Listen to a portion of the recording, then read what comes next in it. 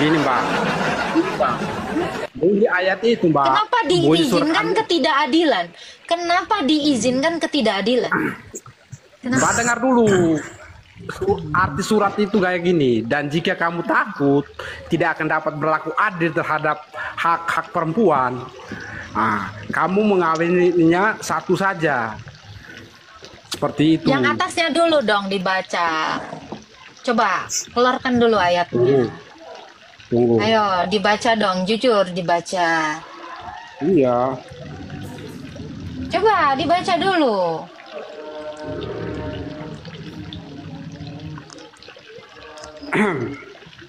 Tapi Mbak. paham ya dengan logika ya Pak Japar dan Pak Samuel ya. Namanya 4 itu atau lebih dari 1 atau poligami itu tidak bisa adil. Kenapa diizinkan ketidakadilan ini? Kenapa? Kenapa diizinkan ketidakadilan ini? Poligami ini kenapa diizinkan? Tapi Padahal poinnya kan tahu udah tidak ada yang diatur, adil. Mbak. Poinnya Loh, kan udah diatur. Kan sudah dikatakan tidak Jika akan ada Anda satu mampu orang. berlaku adil. Sekarang saya tanya, makanya dibaca dulu, adakah manusia yang bisa berlaku adil?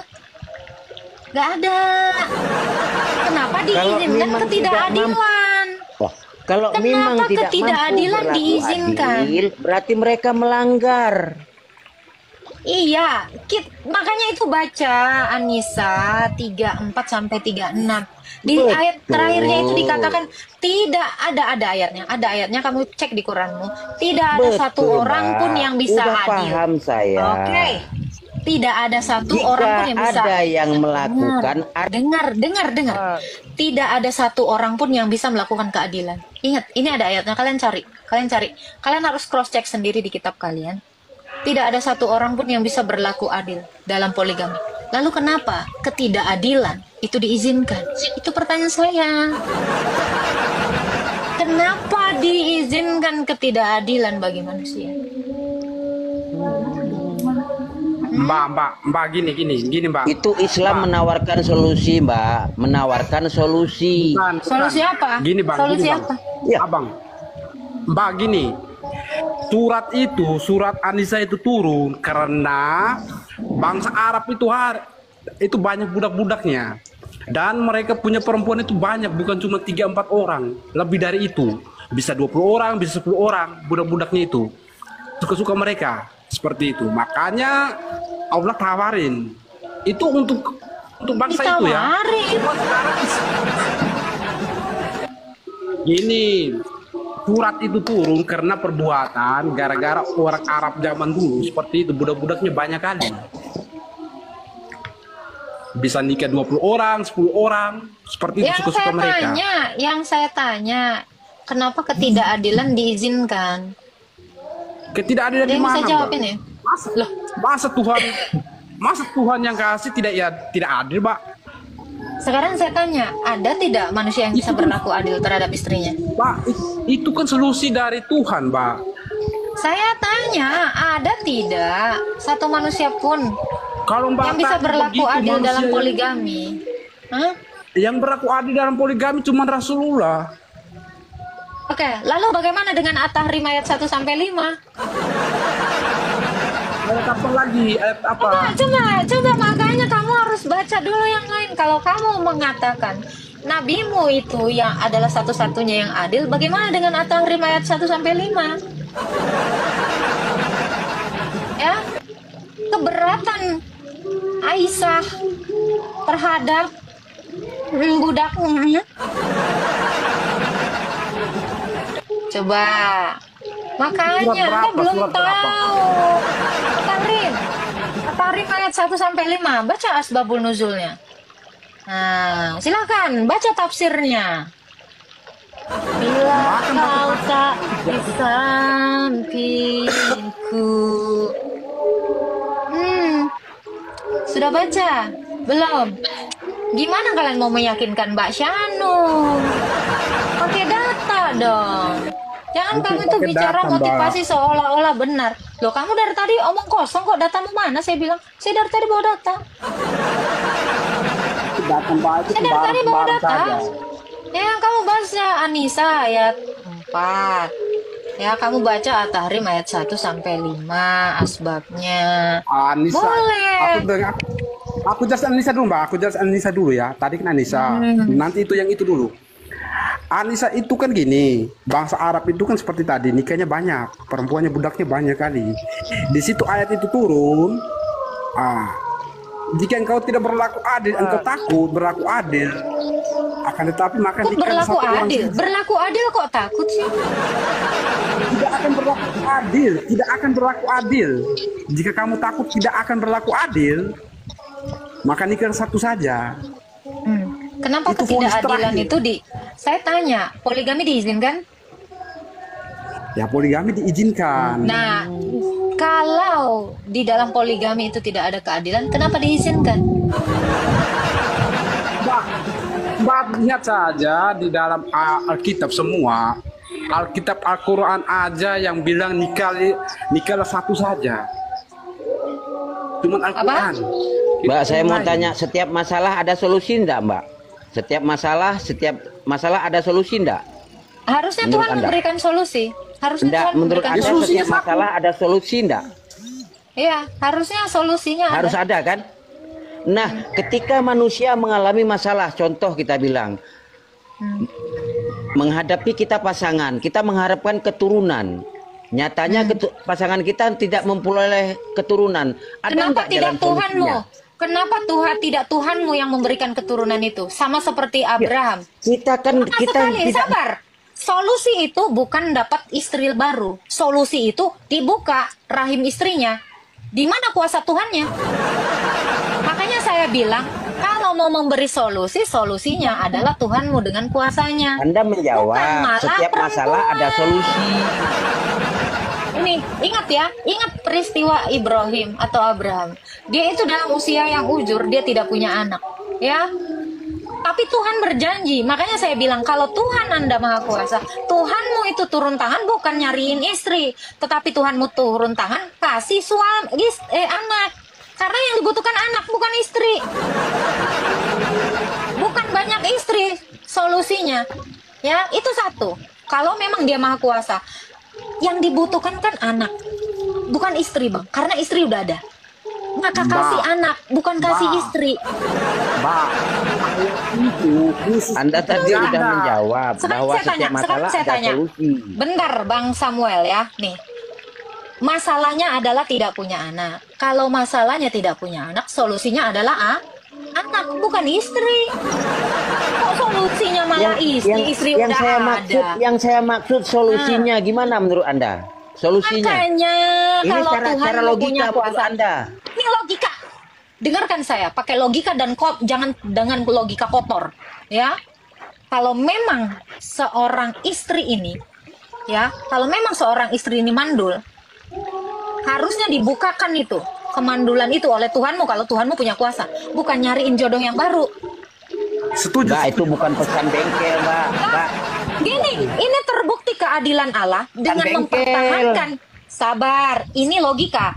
2.900 orang di sini harus mendengarkan ini penjelasan saya dengan logika, bukan seperti logika tumpul. Anda menjelaskan kalian. menurut bengkel itu. Bukan menurut bengkel. Anda percaya Tuhan Anda Maha Kuasa? Betul. Oke, di mana kuasanya? Anda percaya takdir? Sekarang saya tanya, Percaya takdir? Nggak ada takdir. Saya tidak percaya takdir. Satu hal yang ya udah. Pak Jafar. Kalau Anda Sebentar, percaya Pak Jafar. takdir, Anda sulit. Oke, sekarang saya tanya Pak Jafar. Kalau suaminya yang mandul, apa boleh istrinya nikah lagi? Solusi. Tadi pertanyaan Anda, perempuannya mandul nih, boleh nikah lagi? It's okay. Kalau lagi mandul, boleh nggak poliandri? Ini yang kita bahas kan poligami. Iya, Berarti kan iya. Makanya saya bilang poligami itu bukan solusi. Solusinya adalah kalau tidak punya anak, berikan anak, bukan berikan istri. Kalau suaminya mandul, boleh tidak perempuannya? Kita ceritakan poligami. Hah? Dengar dong, Mbak. Kita cerita apa nih? Poligami kan? Berarti lebih dari dua istri. Anda tahu poligami pernikahan lebih dari satu. Ya. Tahu kan?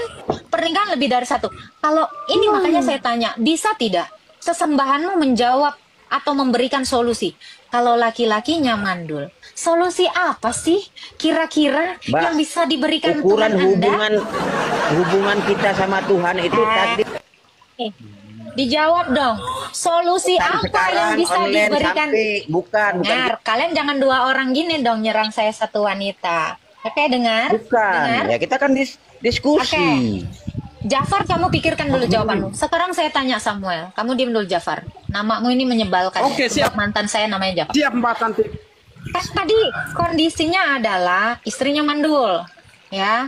Terus katanya solusinya adalah tambah istri. Kalau istrinya mandul, solusinya tambah istri. Kalau suaminya mandul, solusinya apa kira-kira? Kan poligami itu Kalau namanya, suaminya- poligami. Diam suami- dulu nanti kau Jafar. Apa Mbak. solusi Tuhanmu? Jangan nyamuk. Kalau Jangan suami nyamuk. Mbak dengar dulu. Jawab. Hadapi Aku pertanyaan jawab saya. nih. Aku jawab, kalau suaminya mandul potong saja dia punya burung.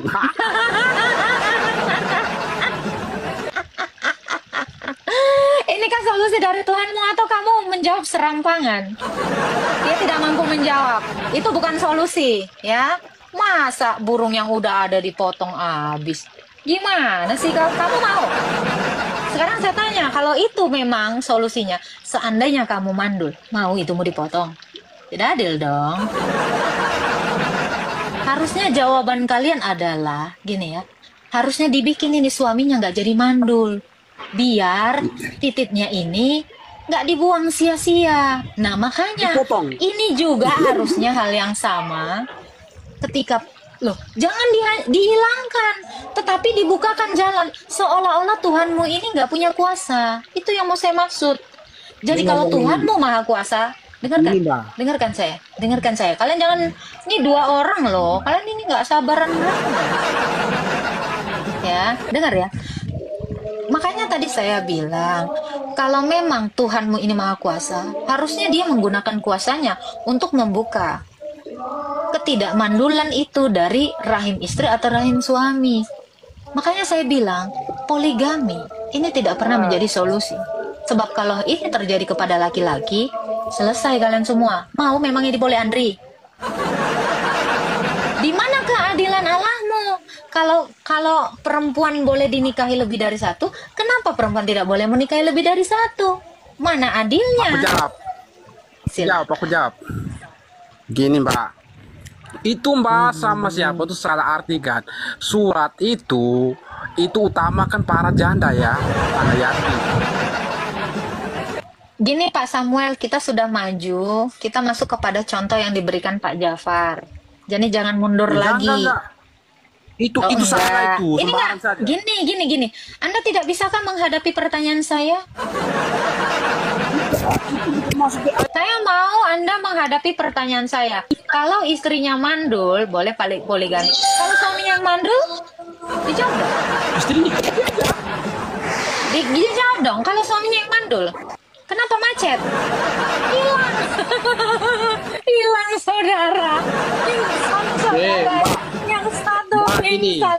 Dua Mbak, gini. pingsan. Mbak, Abang, saudara. Mbak sembarang saja. Ayat itu bukan masalah dia punya itu atau tidak, tapi itu untuk para janda. Saya tidak nanya itu. Apakah dengan Ya, menolong memang janda tidak. harus menikahinya? Abang, Saya iya. tanya, kalau Anda ketemu janda, ya udah kakek nenek-nenek dan peot, Anda mau menikahinya? Jadi menolong Bukan janda seperti itu itu, bukan Mbak. dengan Bukan- menikahinya. Oke, kalau gitu Bukan- apa alasan dia bukan menikahi seperti janda? itu. Apa alasan dia Bukan seperti menikahi itu. janda? Kenapa? Sunahnya Apa Nabi, sunahnya Nabi poligami itu dia menikahi janda supaya janda itu jangan diganggu. Karena zaman dulu itu kan para janda itu dijadikan rendah sekali, diganggu sama laki-laki lain. Makanya Nabi memuliakan mereka dengan cara nikahin gitu. Itu ayat itu. Kenapa tidak diturunkan ayat jangan kalian mengganggu janda-janda, kan lebih mantap daripada dikawini. Kenapa tidak diturunkan ayat? Hah? Bukan seperti Ayo itu. dong, Cuma sekarang turunkan dong kekuatan ayat itu. sekarang itu orang-orang Makanya saya bilang, dengan cara apakah kalian menghormati janda? Dan yang saya lihat di sini ya, yang saya lihat di sini, kalau kamu mengatakan nabimu itu memuliakan janda supaya tidak diganggu. Yang saya lihat, ya, kalau saya buka ya, kalau melihat janda, ini muslim-muslim ini gila semua loh. Rata-rata melecehkan loh. Nih ya, terutama yang di bawah-bawah ini, ya. Ini banyak sekali yang melecehkan janda. Kalau misalnya ada teman saya naik